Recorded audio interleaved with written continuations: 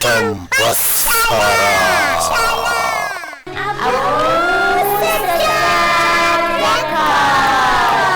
Likitan basara.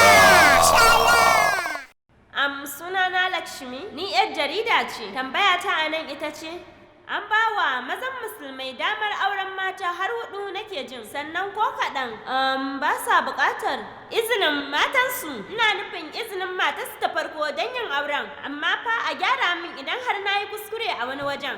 Dan ni a gani na ban ga wani dalilin da zai sa namiji zai ce sai ya auri mata sama da ɗaya a lokaci ɗaya. Domin abin da na sani mace ɗaya namiji ɗaya, wannan shine dokar aure. Na gode. Tai tambaya mai ma'ana ƙwarai kam. Ta ce tam, me yasa aka ba maza damar yin mata 4 a musulunci? Kuma ba tare da amincewar matarsa ta farko ba. Me yasa? To a nan kina ji mutukar haddai namiji zai yi mace sama da ɗaya?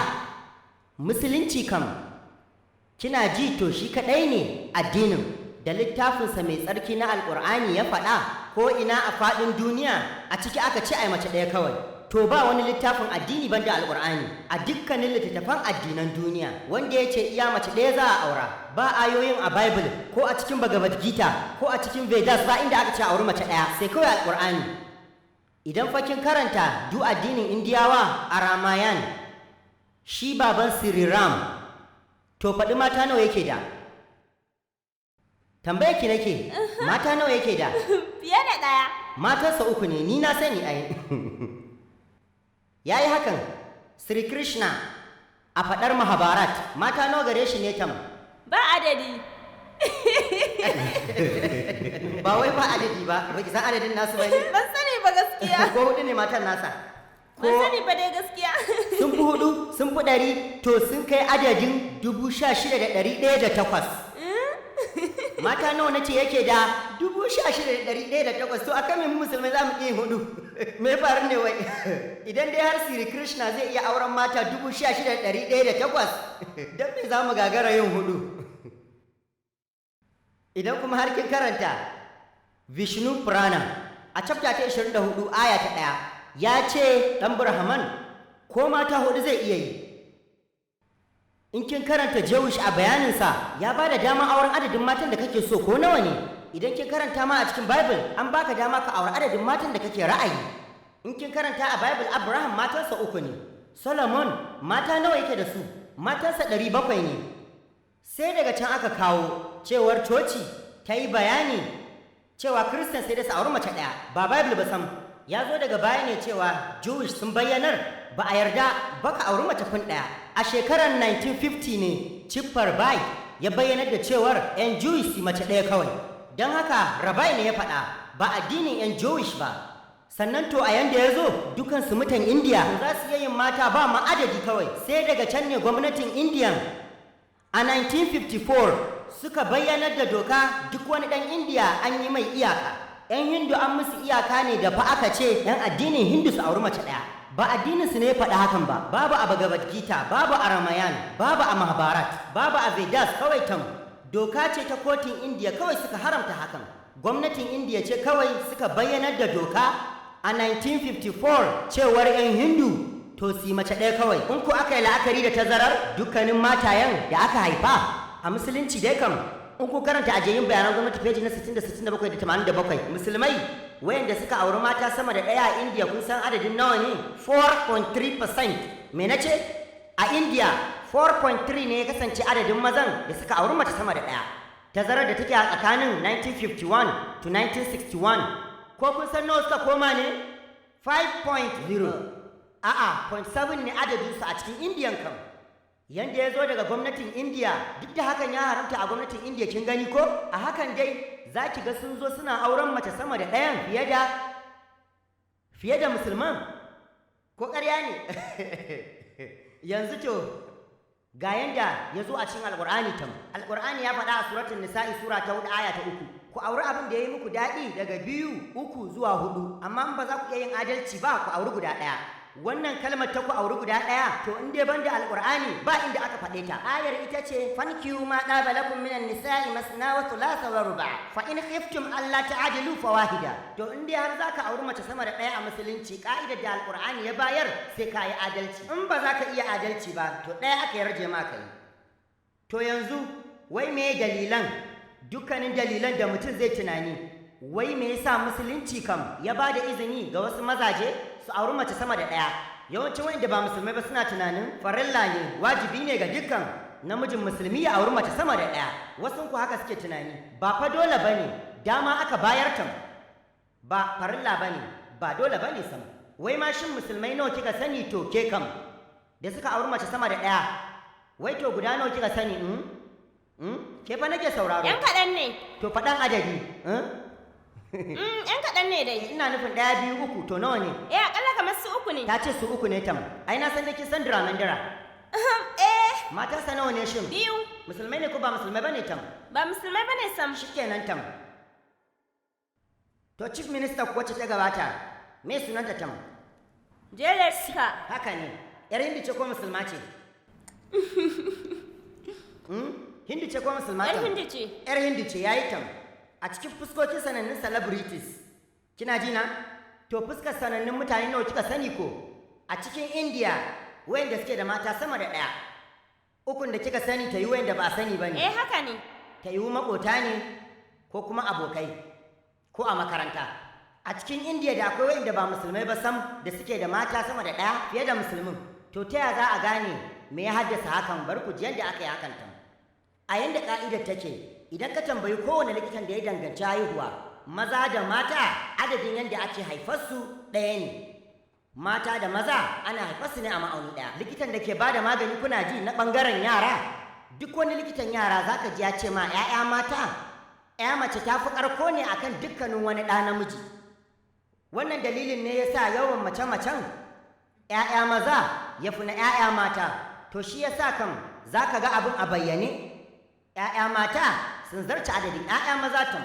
Ya kasance ne tam, maza na mutuwa a wajen haɗari, wasu a wajen shaye-shaye, wasu a wajen yaƙi. Tazaran mazan da ke mutuwa ya ninninka na matan da ke mutuwa. To in kai la'akari a duniyan nan, da akwai mata da yawa a duniyan nan in aka kimanta su da maza. 'Yan kaɗan ne tsirarin ƙasashe irin India da ya kasance mazajen da suke India sun fi adadin matan da ke India. Kun san to me yasa? Dalilin shine to zubar da cikin mata da kuma kashe matan da suka ringaita. Da akwai wani abu da na ji a cikin wani program wanda ya zo daga BBC sun mai suna Let Her Die.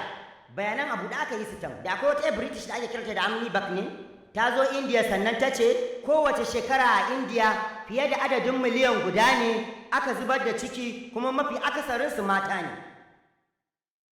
Ta ce fiye da 3,000 ake yi a kowace rana. Idan kuka ninka su sun wuce adadin miliyan a duk shekara. Yanda ya zo daga Tamil Nadu a bayanan asibitin su tam, ta bayyana da tazarar a cikin mata 10 da aka haifa a raye, kun san nawa ne ya zama sai sun mutu? 4 ne.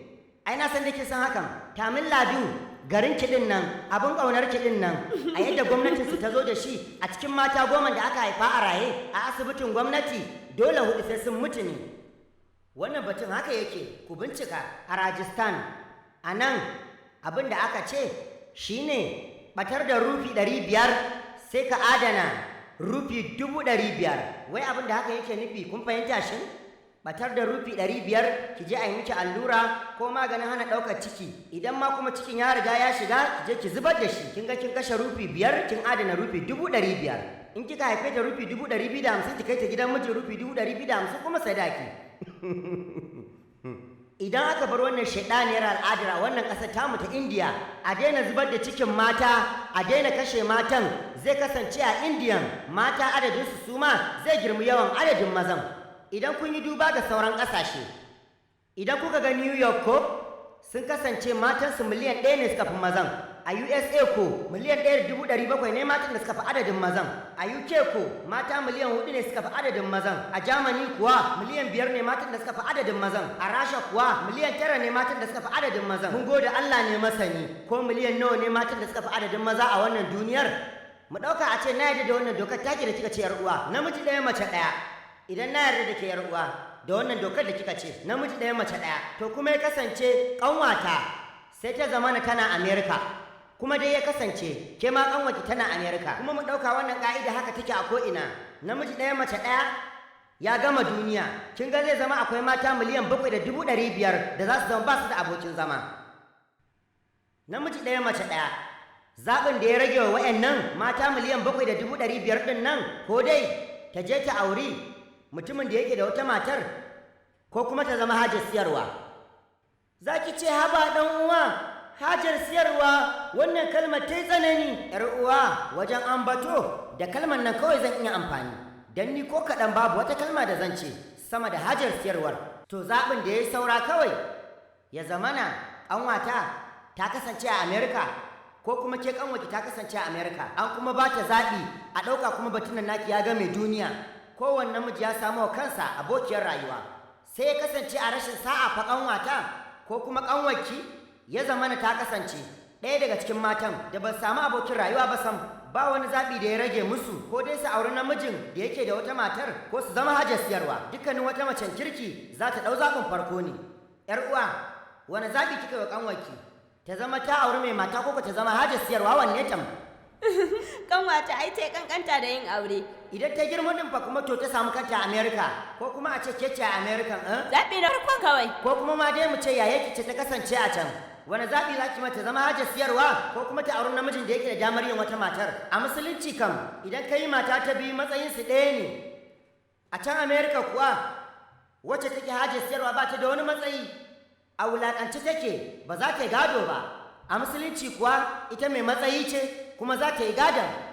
Shin wani zaɓi kika ga ƙaramar ƙanwakin ta girma tam? Ba kya son faɗa gaskiya domin tana ɗaci, haka ne? Musamman ma in ya kasance a cikin bayyana jama'a ne. Shikenan bar abin ki a ranki, kin ji? Na gode to. Shirin ki ya ban ansa da nake son ji. To wannan ne dalilin da yasa a musulunci yar uwa an ba wa maza daman auren mata sama da ɗaya ne kawai domin su kare matan daga lalacewa sam. Wata tambaya da kika yi, kuma ba sa buƙatar sai sun nemi izinin matansu. Tabbas ba dole bane sai sun nemi izinin matansu. Ba dole ne sai sun amince ba, saboda idan namiji yana buƙatar auren don ya kare wata macen wacce take mutuniyar kirki, na yadda da ke yar uwa babu wata mace a cikin duniyan nan wacce za ta ce tana so a yi mata kishiya. Dole a yadda duk mata haka suke, amma in dai matar musulma ce ta kwarai, mutuniyar kirki ce a musulunci, za ta ce wannan kalmar da mata ke cewa da kishiyar gida gara ta waje, za ta ce lallai ba na son kishiya a raina ko kaɗan sam, amma zan jure wannan raɗaɗin ba don komai ba sai don na kare ni ma ƙanwata kar ta rasa miji ta zama hajar siyarwa. Ba wacce za ta yi wannan sai mata kirki ta. To a nan duk makaman yakin za ta zubar, ta ƙyala mijinta ya kawo mata kishiya, amma fa sai in musulma ce ta ƙwarai. Neman amincewarsu ba farilla ba ne, son samu ne, amma aƙalla sanarwar yayi, hakan yana da amfani. Alamar zai adalci kenan a tsakanin matan. Ina fata na ansa tambayar ki. Na gode.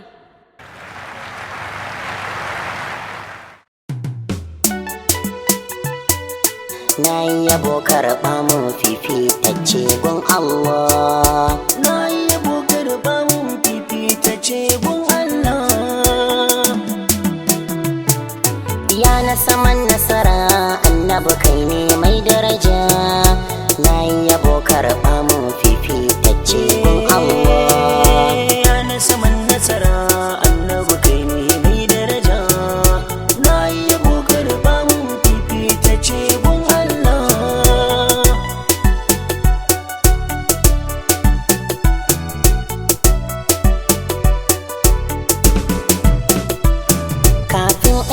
komai sai na sanyo mai san mai, rabbi salati kai mai ga annabi sarki Allah. Sannan sai manzo babu kamar shagorin kwazo, domin shi a gare mu ya zo da Islam addinin Allah. Sai a halayensa domin sun yi biyayyarsa, rabbi ka bar mu cikin binsa, kar ka bari mu ɓace Allah. In har ba wannan to lalle kan ba ma'ana, waƙar ma sam gara a ci ban ba wallah. Ya na saman nasara annabi kai ne mai daraja. Na yi yabo karɓa mun fifitacce kuma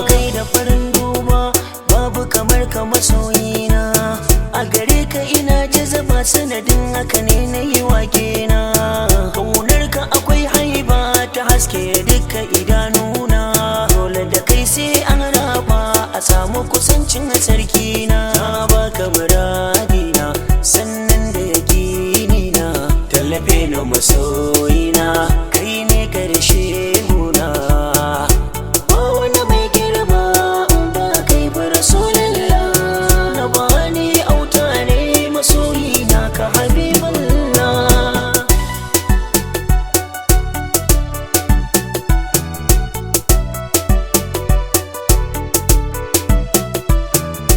Annabi ni kam kai ne gatana dan Abdallah, domin kai nasara ta iso gona.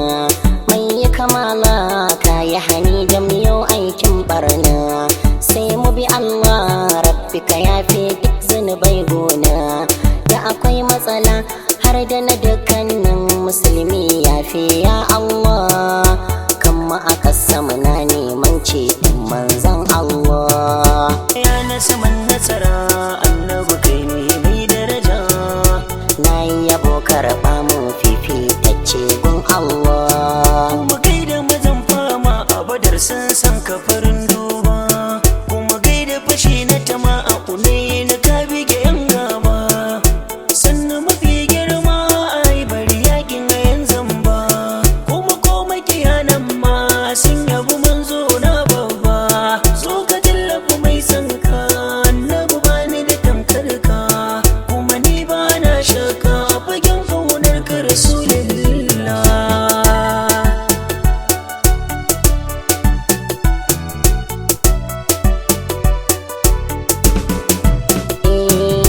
Bani da wannan abin da nake so wanda ya kai ka rasulu. Iyaye na ma san ba su kai mun kai ba abin batulu.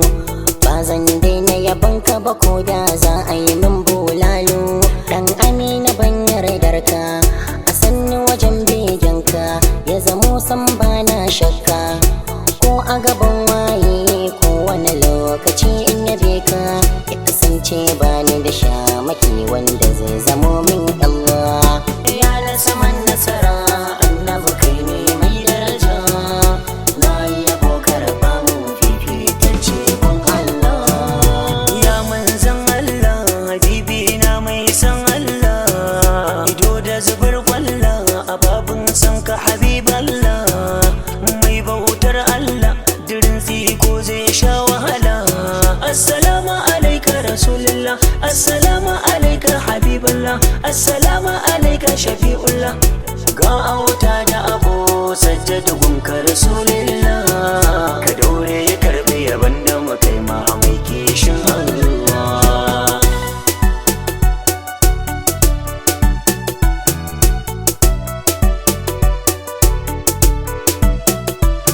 Rasulullahi mutum ne amma yayi daban da mutane, shi ne ya ƙuda ga jiki nasa baya hawa bari yayi zaune. Tafiyarsa abin mamaki sawayensa kamar ra'amanne, shi ne in ya hau kan dutse sahun sai ke yin zane, kan yashi ko in ya hau sun sahu nasa baya nune. Mai madina shi ɗaya wanda ya je har al'arshi, ko a iya wannan kasan ba na biyinsa ga Allah. Ya na saman nasara annabi kai ne mai daraja, Na yi yabo karɓa mu fifitacce gun Allah. tuntuni mun gano biyayyar annabi ce mafita, tuntuni mun yarda ma'aiki shine dan gata, tuntuni kai nisa ga magauta ya baban binta, kuma kai masa fintin kawo ma'aiki na kayo rahata, na baka dukan kaina da abba na har ummata, na baka iyalina da yayana har matata, komai na wa rasulillah na baka habiballah.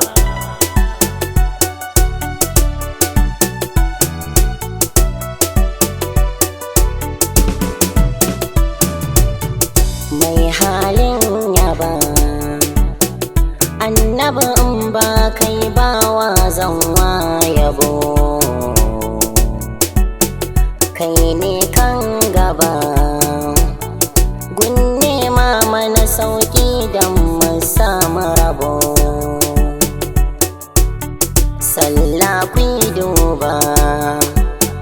da ta zarce biyar a sanda ya karɓo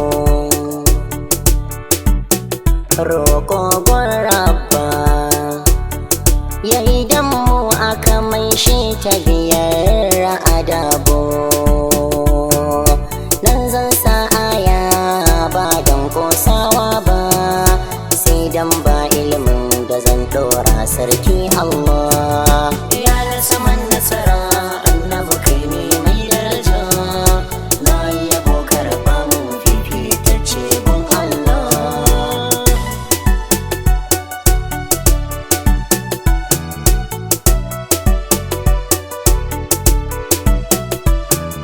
ya na saman nasara annabi kai ne mai daraja na yabo karɓa mun fifitacce gun Allah